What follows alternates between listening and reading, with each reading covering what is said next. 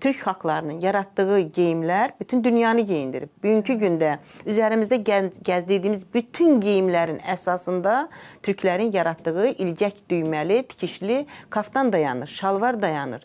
Yəni bizim qədim dünyanın ən məşhur dövlətləri Çin, Yunan, Roma, Bizans kimi dövlətlərin geyimləri belə bizim geyimlər əsasında formalaşmışdı.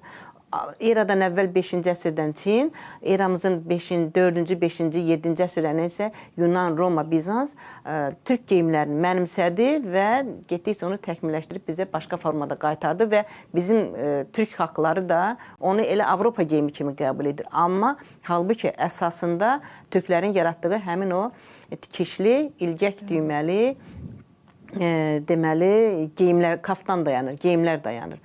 Və mən axtarışlar zamanı Milli Azərbaycan Tarixi Muzeyinin kolleksiyasında cəmi 5-6 Qərbi Azərbaycana aid geyimlə rastlaşdım. Çox həddən artıq azdır, bəli, çox cüzi bir neçə nümunədir.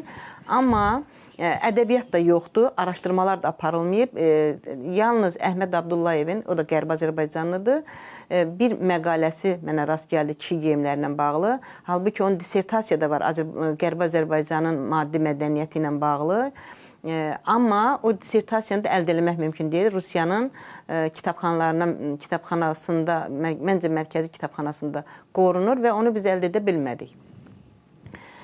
Bundan sonra mən özüm axtarışlara başladım. Oradan insanlarla görüşməyə, Qərbi Azərbaycan əhalisi ilə bəli, çöl materialları toplama başladım.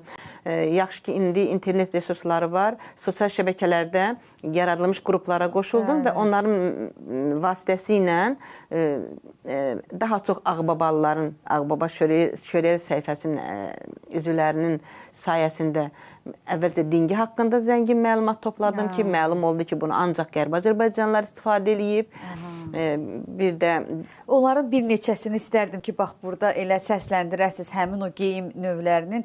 Çünki Güzadə xanım, bu rəssamların mı deyim, tarixçilərin mi deyim, hansı əsərlərini onlara da baxırdınızmı? Çünki İrəvaninin belə əsərlərində orada... Yəni təkcə mən sosial şəbəkələrlə əlbəttə ki, məhdudlaşmadım. O şifahi məlumatlardır. Ədəbiyyatlara, rəsm əsərlərinə, orta əsr miniatürlərinə, hamısına diqqətdən keçirmişəm.